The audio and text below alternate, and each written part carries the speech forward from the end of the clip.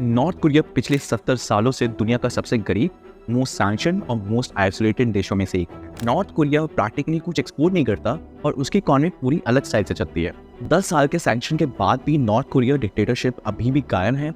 अमीर north Korean fancy western automobiles, boats and gadget के साथ साथ सारे के सारे ऐशो-आराम्स की मजे लेते हैं और नेशन एक extremely expensive nuclear power plant भी अफोर्ड कर सकता है। लेकिन ये सब कैसे पॉसिबल है? नॉर्थ कोरिया की पिटफुल इकोनॉमी इस आइसोलेशन में सर्वाइव कैसे करती है? अपनी मिलिट्री को फाइनेंस कैसे कर रही है और लग्जरी गुड्स को इंपोर्ट कैसे कर रहे हैं? इसका आंसर है कि नॉर्थ कोरिया अपनी पब्लिक इकोनॉमी से पैसे ही नहीं कमाती है।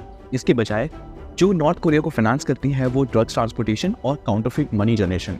ये एक गिगनेटिक वर्ल्ड वाइड क्रिमिनल इकोनॉमी है। नॉर्थ कोरिया ने चुपचाप दुनिया का सबसे बड़ा क्रिमिनल ऑर्गेनाइजेशन को बना लिया है। इसी की इकोनॉमी डिक्टेटरशिप को चलाती है और जिसको कोई नहीं रोक सकता। ये है तरीका नॉर्थ कोरिया के पैसे कमाने का। लेकिन इससे अच्छे से समझने के लिए we need to go back in 1950. 1950.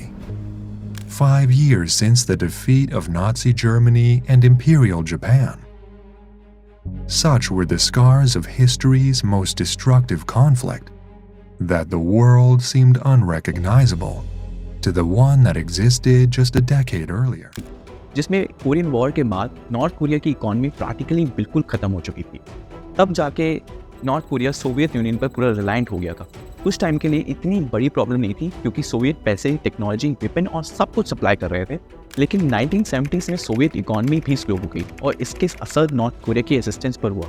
Soviet की हेल्प के बिना नॉर्थ कोरिया की इकोनॉमी तेजी से गिरने लगी। लेकिन ज़्यादा इंपॉर्टेंट बात यह है कि फॉरेन टेक्नोलॉजी और प्रोडक्ट का एक्सेस बैंक खत्म हो गया था, जिन पर उनकी इंडस्ट्री और मिलिट्री रिलाई करती थी और जिन्हें नॉर्थ कोरिया खुद प्रोड्यूस नहीं कर सकता। उस टाइम तक north Korea currency practically worthless हो गई थी और ज़्यादातर फॉरेनर्स कंट्रीज ने नॉर्थ कोरिया करेंसी को एक्सेप्ट करना ही मना कर दिया। नॉर्थ कोरिया को फॉरेन करेंसी की सीवियर नीड थी, इसलिए रूम 39 ऑर्गेनाइजेशन को क्रिएट किया गया।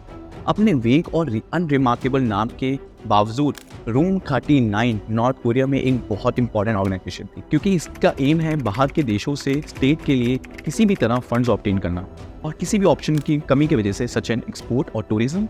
नॉर्थ कोरिया के पास एक ही रास्ता बचा था जो है crime. North Korean criminal enterprise की शुरुआत हम्बल सर्कमस्टांसेस में हुई। 1970s में नॉर्थ कोरियन एम्बेसडर्स को स्वीडन से एक्सपेल किया गया और क्योंकि वो ड्यूटी फ्री सिगरेट्स और अल्कोहल स्मगल कर रहे थे, फिर उनको ब्लैक मार्केट में सेल कर रहे थे। लेकिन ये बहुत जल्दी इससे कहीं ज़्यादा बड़ा हो गया। नॉर्थ कोरिया 1980s से इलीगल हार्ड ड्रग्स के प्रोडक्शन और ग्लोबल डिस्ट्रीब्यूशन में भी इन्वॉल्व था, टू अ पॉइंट कि नॉर्थ कोरियन रेफ्यूजीज ने अपने देश को एक नार्को स्टेट के रूप में डिस्क्राइब करना शुरू कर दिया था, जहां किम फैमिली ड्रग्स बिजनेस के हर पार्ट को कंट्रोल करते थे। नॉर्थ कोरिया के पास रेगुलर ड्रग्स कार्टेल के कंपैरिजन में ये एक एडवांटेज था कि इनकी गवर्नमेंट की टेंशन नहीं थी क्योंकि गवर्नमेंट भी इनके साथ मिली हुई थी। इसके कारण स्टेट ओपीएम प्लांटेशन और ड्रग्स मैन्युफैक्चरिंग फैसिलिटीज को ऑपरेट करते थे और डिप्लोमैट्स और मिलिट्री वेसल्स के यूज करके इन ड्रग्स को दुनिया भर की कंट्रीज में ट्रांसपोर्ट करा, जैसे कि चाइना, यूएस, जर्मनी और रशिया भी। तो नॉर्थ कोरियंस ये सारे और कई और कंट्रीज में डिटेन किए जा चुके हैं क्योंकि वो कोकेन, हीरोइन और क्रिस्टल मीट जैसे ड्रग्स हंड्रेड्स ऑफ किलोज की क्वांटिटी में बेचते थे। 1970s में सिगरेट के साथ साथ north Korea officially illegal goods को बेचने के लिए भी बार बार डिटेन किया जाता था और ये भी कोई इत्तेफाक की बात नहीं थी। नॉर्थ कोरिया के पास टिपिकल क्रिमिनल्स के कंपैरिजन में एक और सिग्निफिकेंट एडवांटेज है कि वो अपने ट्रैफिकर्स को डिप्लोमेटिक पासपोर्ट प्रोवाइड करते थे, जिससे कि एबिलिटी से वो कहीं भी जा सकते। इसका मतलब है कि प्रैक्टिकली किसी भी कंट्री में डिप्लोमेटिक पैकेजेस के नाम पर कुछ भी ला सकते हैं और ये सिर्फ नार्कोटिक्स तक ही नहीं सीमित था। नॉर्थ कोरिया किसी भी ऐसी चीज़ की स्मगलिंग करने के लिए डिप्लोमेटिक प्रोटेक्शन का यूज़ करते थे जिससे बड़ा प्रॉफिट के लिए बेचा जा सकता हो, चाहे वो कितना ही अनलॉफुल क्यों ना हो।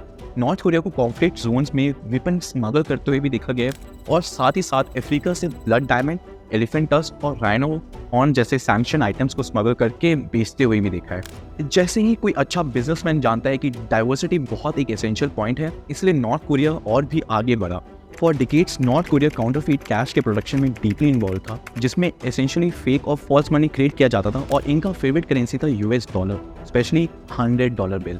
यूएस सीक्रेट सर्विस के अकॉर्डिंग नॉर्थ कोरिया के $100 के नोट दुनिया के सबसे अच्छे नोटों में से एक, जिन्हें हाईली स्किल्ड इंडिविजुअल्स ने क्रिएट किया है और कटिंग एज टेक्नोलॉजी के साथ साथ किया है। जापान से मशीन्स, हांगकांग से पेपर और फ्रांस से इंक यूज़ की गई है, मानो जैसे शाहिद कपूर खुद ही नोट बना रहे हों। जस्ट लाइक ड्रग्स, ये बिल नॉर्थ कोरिया डिप्लोमैट्स के थ्रू डिस्ट्रीब्यूट किए जाते थे और इन्हें दुनिया भर में क्रिमिनल्स को बेचा जाता था। फिर इन्हीं नोटों से नॉर्थ कोरिया टेक्नोलॉजी खरीदने के लिए यूटिलाइज किया जाता था। यूएस गवर्नमेंट को इसके बारे में अराउंड 20 साल से पता है, बट लेकिन अभी तक नॉर्थ कोरिया को कोई भी नहीं रोक पाया है। नॉर्थ कोरिया की फेक करेंसीज पूरी दुनिया में इमर्ज हो गई है, सबसे स्पेशली लास वेगस जो यूएस में है। नॉर्थ कोरिया के पैसे कमाने का अनलॉफुल तरीका दिनों दिन बढ़ता ही जा रहा है। नॉर्थ कोरिया 1990s की शुरुआत से ही हैकर की एक सिग्निफिकेंट आर्मी बना रहा था, और किम जोंग यून के आने के बाद से इसकी एक्टिविटी को सर्विलेंस से हटाकर मॉनिटाइजेशन एक्टिविटीज़ की तरफ डायरेक्ट किया गया है। इसका मतलब आप देख सकते हैं कितने अच्छे बिजनेसमैन है Kim Jong. North Korea hackers ने लोसारिस ग्रुप ने बांग्लादेश के सेंट्रल बैंक को हैक किया और बांग्लादेश की फॉरेन करेंसी रिजर्व में से $100 मिलियन से भी ज़्यादा निकाल लिए। तब से ग्रुप दुनिया भर के जो भी साइबर अटैक्स हुए उसमें भी लिंक किया गया है, जैसे कि WannaCry, Ramson attack, south Korea का क्रिप्टो एक्सचेंज, फिर बिटकॉइन थेफ्ट और कोविड-19 पैंडेमिक के दौरान वैक्सीन बनाने की वाली फार्मास्यूटिकल कंपनीज की हैकिंग करके उसके मेडिकल कॉम्बिनेशन और स्ट्रक्चर को एक्सटॉर्ट कर लिया। लेकिन ये सब अनलॉफुल ऑपरेशन नॉर्थ कोरिया की इकॉनमी के लिए कितने सिग्निफिकेंट है? As it turns out it's very much. For obvious reason reliable data बहुत ही कम है, लेकिन डिफरेंट एस्टिमेट्स को करना भी बहुत ज़रूरी है। ये इंडिकेट करता है कि state run criminal operations north Korea के टोटल बजट में कम से कम 25 से 50 की हिस्सेदारी रखते हैं।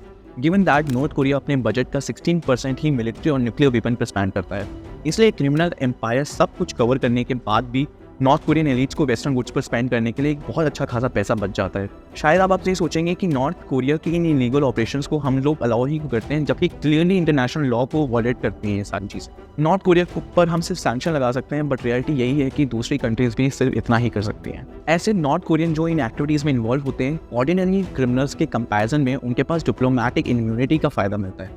अगर किसी को एक्सपेल कर दिया जाता है तो उन्हें बस एक नए नॉर्थ कोरियन डिप्लोमेट से रिप्लेस कर दिया जाता है। ड्रग लैब्स और ड्रग फार्म्स नॉर्थ कोरिया की टेरिटरी पर ही बिल्ड किए जाते हैं, जिससे कि वो सबके लिए इनएसेसिबल हो जाते हैं। नॉर्थ कोरिया की इकॉनमी इसकी कंट्री की ही तरह दूसरी इकॉनमी से बिल्कुल अलग है। इसके मनी मेकिंग मेथड्स ने इसको एक क्रिमिनल ऑर्गेनाइजेशन में बदल दिया है। नॉर्थ कोरिया की इनलीगल ऑपरेशंस इकॉनमी को कोलैप्स होने से बहुत ज़्यादा बचाते हैं। नॉर्थ कोरिया के वेल्दी लोगों के लिए भी फ्लैशी वेस्टर्न डिवाइस को लेना और खरीदना भी बहुत आसान हो जाता है, जिससे कि यूनाइटेड स्टेट्स जैसी कंट्रीज इरिटेट हो चुकी हैं, लेकिन इसके बारे में कुछ भी नहीं कर सकती। नॉर्थ कोरिया के लिए एक विन विन सिचुएशन है और हम कभी भी नहीं देख सकते कि नॉर्थ कोरिया स्लो डाउन हो रहा है। Thank you so much guys for watching this video. If you found this insightful, let me know in the comment section and please subscribe the channel.